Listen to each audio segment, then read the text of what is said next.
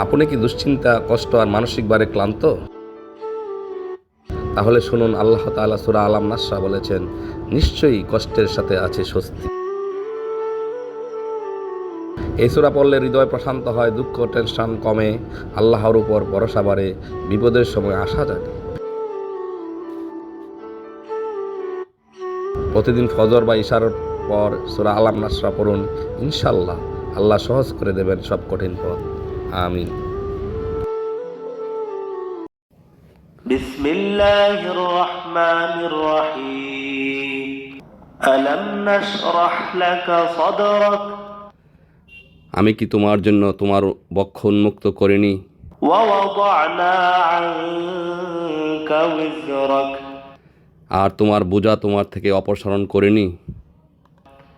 আল্লাযী আনকাযা যাহরাক।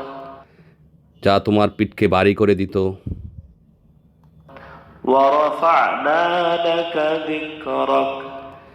আর তোমার স্মরণকে উঁচু করিনি? ফাইন্না মা'আল উসরি ইউসরা। নিশ্চয়ই কষ্টের সাথে আছে স্বস্তি। ইন্না মা'আল উসরি ইউসরা। অতএব যখন তুমি অবসর পাও, পরিশ্রমে লেগে পড়ো। ফাইযা ফারাগতা ফানসাব। আর তোমার প্রতিপালকের দিকে মনোনিবেশ করো। ওয়া ইলা রাব্বিকা ফারগাব।